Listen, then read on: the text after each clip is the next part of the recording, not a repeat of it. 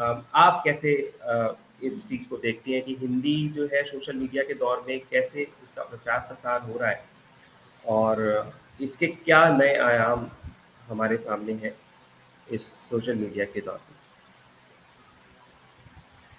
आपकी आवाज़ आप अनम्यूट करिए। जी। बहुत-बहुत धन्यवाद अभिषेक जी। आवाज़ आ रही है? जी, बिल्कुल आ रही है, एकदम जी, साफ जी, जी।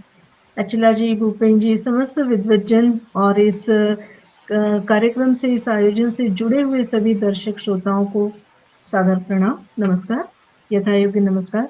हम बात करें समाज माध्यमों की। मैं सबसे पहले बताना चाहूँगी कि पिछले जून में मैं गई थी कैलिफ़ोर्निया, वहाँ पर जो मेनलो पार्क है, वहाँ ये फ़ेसबुक का बहुत बड़ा मेटा फॉर्म्स का बहुत बड़ा ऑफ़िस है।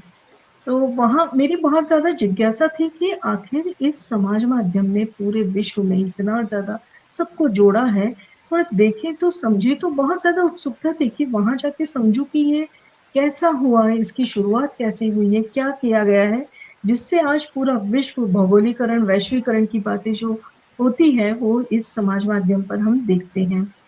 तो सबसे पहले तो हम मेटाफॉर्म्स में गए। वहाँ पर कड़ी सुरक्षा के अंतर्गत हम लोग अंदर गए। थोड़ा-सा 2 मिनट में संक्षेप में मैं बताना चाहूँगी। वहाँ पर सबसे पहले मार्क ज़ुकरबर्ग जी की डायरी से स्वागत किया गया था हमारा।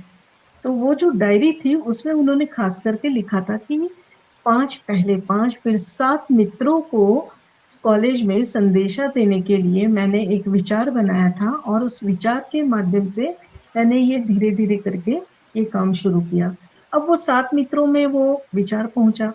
उसके बाद धीरे-धीरे ये हुआ कि अरे रे! कॉलेज के सभी विद्यार्थियों को, सभी मित्रों को जोड़ा जाए, वहाँ जोड़ा। फिर धीरे-धीरे कॉलेज से लेके उस एरिया को, उस क्षेत्र को जोड़ा, उस शहर को जोड़ा, हार्वर्ड विश्वविद्यालय में जितने लोग थे उन सबको जोड़ा गया। होते मार्क ज़ुकरबर्ग ने आज देखिए पूरे विश्व में अनेक मंचों के माध्यम से ये समाज माध्यम तैयार किया। तो सबसे अच्छा तो मैं बहुत सौभाग्यशाली मानती हूँ कि मैंने उस ऑफ़िस में भेंट की और वहाँ की जानकारी मिली। फिर वहाँ मेरी कुछ जिज्ञासाएँ थी, जो ख़ास करके कि जब जैसे अभी आदरणीय विवेक जी ने बातें की थी, कि जैसे गलत रील्स बनती हैं या गलत बातें जो समाज माध्यमों पर आती हैं, उसको कैसे रोका जाता है? मेरा ये था कि भई इतने देशों में फैला हुआ ये तो क्या इसकी क्या सिस्टम है, क्या तरीका है? तब उन्होंने बताया था कि हर देश का एक जो प्रमुख जो मुख्यालय रहता है, वहाँ से ये सारे कंटेंट पास होते हैं, वहाँ से ये सारे आपकी पोस्ट फेसबुक पर जो पोस्ट होती है, ट्विटर पर, नेक्स्ट पर जो आप लोग विचार व्यक्त करते हैं, उस पर कड़ी नज़र के बाद वो आते हैं। रही बात जहाँ पर अभी विवेक जी ने संकेत किया था कि गलत यानी हम देखते हैं भई सामाजिक आंदोलन भी आ जाते हैं कभी-कभी, कभी-कभी सांप्रदायिकता की भावना भी गलत तरीके से आ जाती है। इन सब चीज़ों में भी जैसा अभी बात हो रही थी, ये हमें तय करना है। हमें किस तरह से समाज माध्यम पर आना है, किस तरह से हम अपने विचारों को अपनी भाषा के माध्यम से वहाँ पर लैंड करें, वहाँ किस तरह से आएँ। आइए अब बात करते हैं हम हिंदी की। हिंदी के बारे में मैं एक बात और कहना चाहूँगी। आज विश्व अनुवाद दिवस है। सभी अनुवादकों को इस मंच के माध्यम से बहुत-बहुत बधाइयाँ, शुभकामनाएँ। मैं एक बहुत अच्छी बात साझा करना चाहूँगी। हांगकांग एयरपोर्ट पर जो पोर्टर्स रहते हैं, तो वो पोर्टर्स खड़े थे और जैसे ही हम लोग उतरे वहाँ पर, तो उसमें से एक जो पोर्टर था वो बार-बार बोलने लगा, "चलिए, चलिए, चलिए।" अब हम लोग उसकी ओर देखने लगे कि भई चलिए, ये कैसे बोल रहा है? इसका चेहरा तो अलग तरह का दिख रहा है, स्थानीय आदमी। फिर धीरे से उसने हमसे कहा, "मुंबई?" तो हमने आश्चर्य से मतलब एकदम पूछा कि मुंबई ये कैसे बात कर रहा है? फिर बोले पाहे, पाहे, पाहे, देखिए, देखिए करके ऐसे 4-5 हिंदी के शब्द वो बोल रहा था। उन 4-5 शब्दों के साथ लगभग 20-25 लोगों को वो अपने साथ कर लिया और 5-6 व्हील चेयर्स लेके आया, उसमें बैठा के आगे यानी हिंदी ने देखिएगा उदाहरण ये है कि उसने अनुवाद के लिए उसने वो 5-6 शब्द सीख लिए थे अपने रोज़गार के लिए वो उसने वहाँ पर प्रयुक्त किए और वो अपनी आजीविका के लिए आगे बढ़ निकला। कहने का मतलब ये है कि हिंदी आज विश्व की बहुत बड़ी भाषा हो चुकी है, बहुत सशक्त भाषा बन चुकी है। उसका कारण ही ये समाज माध्यम है, क्योंकि समाज माध्यमों में हर मंच पर आप फेसबुक पर देखिए, कोरोना काल को आप याद कीजिए, कोरोना काल में कितने ज़्यादा लेखक और कवि तैयार हुए थे। ये बात अलग है उनकी भाषा मानक थी, अमानक थी, क्या अभिव्यक्तियाँ हैं, ये बात अलग है। लेकिन उन्होंने अपनी भावनाओं की अभिव्यक्ति हिंदी में लिखना ज़रूर शुरू किया था। उसमें से बहुत लोग बहुत अच्छा लेखन करने लग गए और वे अपने ब्लॉग लेखन करने लगे, ब्लॉग्स बनाने लगे, कुछ लोग ई-पत्रिका में जुड़ गए, कुछ लोग अपने-अपने व्यक्तिगत अ, आलेख लिखने लगे, बहुत कुछ अच्छी-अच्छी विधाओं में आ गए। लघु कथा विधा की मैं बात कहूँ साहित्य की, हिंदी भाषा की तो अनेक लोग हज़ारों में शायद वो लघु कथा लिखने लगे थे। विधा के अनुरूप लेखन किया या नहीं, वो विषय नहीं है, बात ये है कि हिंदी आ गई थी, हिंदी चल निकली है। और अभी तो आप देखिए ट्विटर पर देखिए या आप यूट्यूब पर देखिए जैसा अभी आदरणीय विवेक जी ने ज़िक्र किया है, तो कितनी रील्स, कितने शोज़, कितनी बातें जो हिंदी में आ रही है, सारी हिंदी में आकर और हिंदी की आंचलिक यानी मागधी, अवधी, बुंदेली ये भाषाएँ भी आ गई हैं, तो ये ही प्रचार-प्रसार के हमारे सशक्त माध्यम बन चुके हैं। जो इस तरह से हिंदी जो आगे बढ़ा रही है, इन्हें जोड़ रही है। अब अनुवाद के बाद हम बात करें रोज़गार की बात। आप देखिए सबसे ज़्यादा सशक्त मार्केट, बाज़ार की बात करें तो भारत जैसा बाज़ार अभी शायद विश्व में किसी भी देश में नहीं होगा। जिस तरह से यहाँ खरीदारी का रेट है, जिस तरह से मैं वहाँ अमेरिका गई थी, वहाँ अमेज़न में एक युवती है, उससे मैंने बात की थी कि आप वो ऐसी बातचीत हुई तो बता बता रही थी कि नहीं जब भी हमारा कुछ भी नया लॉन्च होता है तो बोले सबसे पहले निगाहें भारत की ओर होती है। तो मैंने पूछा भई भारत की ओर क्यों? Why India? बोले नहीं वहाँ का खरीदार ज़बरदस्त है और वो बहुत अच्छे से खरीदता है। तो हमने कहा कि भई फिर हिंदी का कैसे करते हैं? नहीं हिंदी नहीं, अंग्रेज़ी के साथ लोकल मार्केट जो स्थानीय बाज़ार है, वहाँ की भाषाएँ उठाते हैं और उसको हम अपना उत्पाद वहाँ पर ले जाते हैं और बहुत अच्छे से बिक्री होती है। यानी आप देखिए हिंदी के साथ वो स्थानीय भाषाएँ भी साथ-साथ चल रही हैं और रोज़गार के लिए बहुत बड़ा फलक अब हमारे सामने उपस्थित कर रही है। तीसरी बात जो मैं बताना चाहूँगी तकनीक और प्रौद्योगिकी में, पिछले कुछ समय से आप देख रहे होंगे तकनीक जगत में बालेंदु शर्मा दधीच जो माइक्रोसॉफ्ट में बहुत बड़े पोस्ट पर हैं, वो बहुत अच्छा हिंदी को लेकर बहुत अच्छा काम कर रहे हैं। हिंदी की कार्यशालाएँ लेते हैं, टीवी आपके इस पर मोबाइल पर हिंदी से कैसे काम किया जाए, ये गूगल पर कैसे जाना है, क्या करना है, किस तरह से करना है, छोटी-छोटी, छोटी-छोटी बातों से लेके अब वो बहुत बड़े हर मतलब हर महीने के 1 शनिवार को, बुधवार को ऐसे वो अपनी वर्कशॉप्स लेते हैं। तो ऐसे लोगों की आज ज़रूरत है, जो हिंदी को इस तरह से विश्व फलक पर ले जा रहे हैं। उसके साथ ही बालेंदु शर्मा दधीच जी के साथ ही उनकी एक टीम है, जो इस पूरे इसका प्रचार-प्रसार करती है।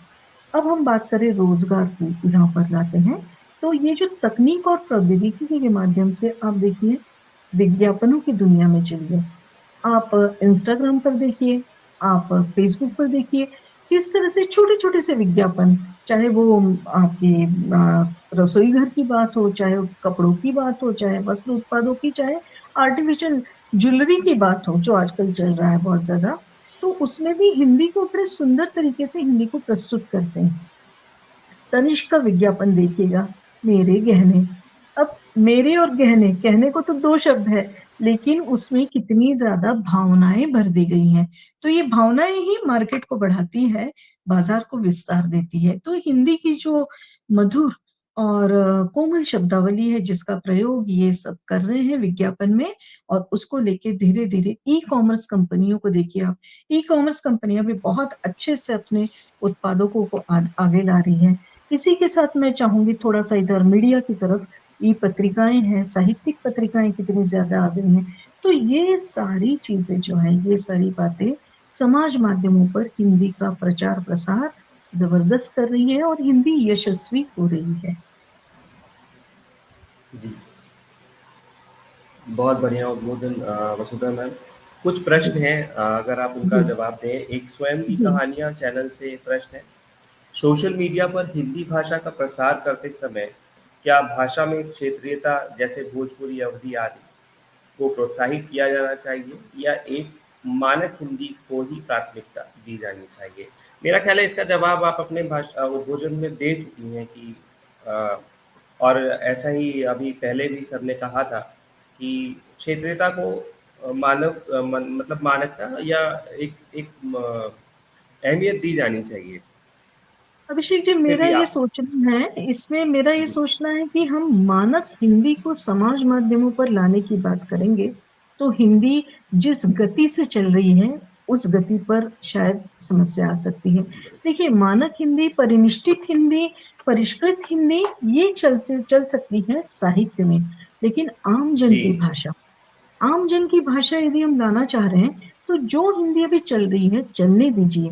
बात ये है कि हमें हिंदी को उसका पुष्पन पल्लवन करना है, हमें उसे रोकना नहीं है। यदि हम शुद्धतावादी सोच लाएंगे, तो वहां पर हमें रुकावटें दिख सकती है। इसलिए बेहतर है, जो हिंदी आज चल रही है, चलने दीजिए।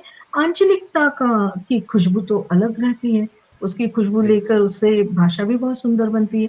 और मेरे ख्याल से हिंदी की बोलियां इतनी भी कठिन नहीं है कि वो शब्द हमें समझ में ना आए। जब हम आगत बल्कि शब्दों इससे को जुड़ाव देखो, ही मौसम हमें जी, महसूस होता है। जब हम आगत शब्दों को सहज स्वीकार करते हैं, तो आंचलिक शब्दों को लेने में क्या हर्ज है? कोई बुराई नहीं है। बिल्कुल, यहाँ मैं एक बात जरूर बताना चाहूंगी, जो देखिए, एक नई वाली हिंदी अभी बहुत चल रही है, नीलोत्पल जी, मृणाल जी की है, या डॉक्टर दिव्य प्रकाश दुबे जी की है। बहुत अच्छी हिंदी है, मैं उसका विरोध बिल्कुल नहीं कर रही हूँ, लेकिन मेरा ये सोचना है, कुछ शब्द जो हम हिंदी में सहज बोल सकते हैं, यदि नई वाली हिंदी में वो शब्द भी आ जाए, तो उसका कुछ, उसकी सुगंध कुछ अलग आएगी, ऐसा मेरा मानना है। मान लीजिए, वो जो संवाद दिया जा रहा है किसी कहानी में, किसी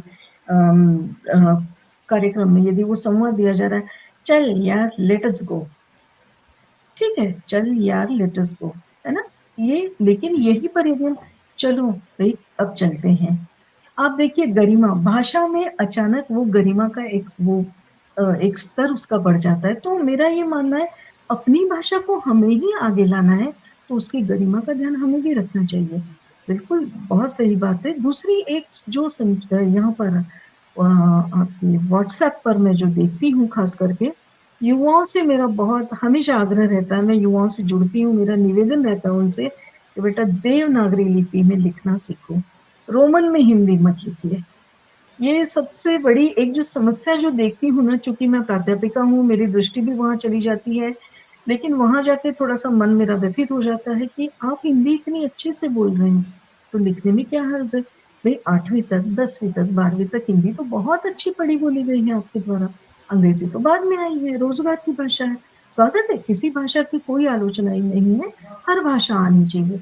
लेकिन यहाँ पर मेरा कहना है कि देवनागरी को अपने साथ लेके चलेंगे, तो हिंदी का एक अलग आयाम को स्पर्श करेगी वो।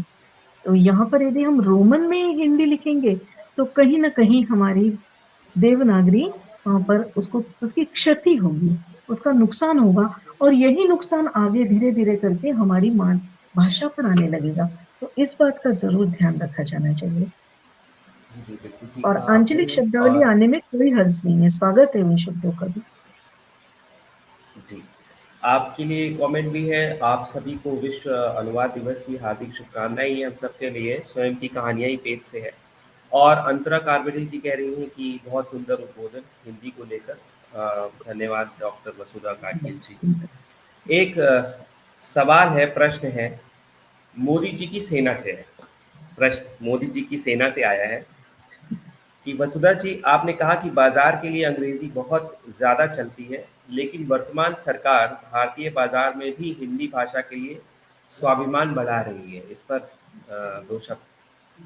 सहमत हूँ इससे। अब हमारा भारतीय बाजार जो है, धीरे-धीरे अपनी भाषा की ओर चल रहा है। आप देखिए, हस्तकला की जितनी वस्तुएं आती हैं, हमारे जो खादी ग्रामोद्योग निगम है, ये जितने भी स्थानीय बाजार है, ये पूरा हिंदी को ले रहा है। मैं बात कर रही हूँ जो बड़ा वैश्विक मार्केट जो है ना, वैश्विक बाजार जो है, वहां पर अभी भी कहीं ना कहीं अंग्रेजी की बात होने लगती है।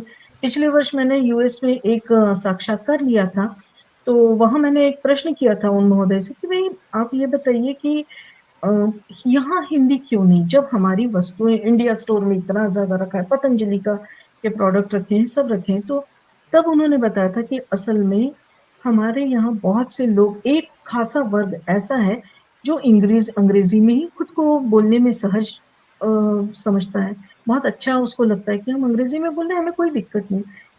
दिक्कतों की बात इसकी नहीं, हमें अपनी भाषा को लाना है। मैं पहले भी बता चुकी हूँ, हांगकांग एयरपोर्ट की जो बात बताई थी, मुझे खुशी हुई थी कि जब रोज़गार के लिए विदेशी पोर्टर हिंदी शब्दावली को ले रहा है, तो हम अपनी भाषा को अपने देश में क्यों नहीं अपना पा रहे? हमें लाना चाहिए। और ये जिन्होंने प्रश्न किया है, उनसे भी मैं यही कहना चाहूँगी कि ये बहुत अच्छी पहल की है मोदी सरकार द्वारा, मोदी जी द्वारा, और वे तो अब पूरा भाषण ही हिंदी में देते हैं और हिंदी अब धीरे-धीरे फल-फूल रही है, समाज माध्यमों पर भी सर्वत्र फूल रही है। बहुत-बहुत धन्यवाद मैम। थिंक मेडिटेशन से भी कमेंट है, बहुत अच्छा उद्बोधन रचना जी।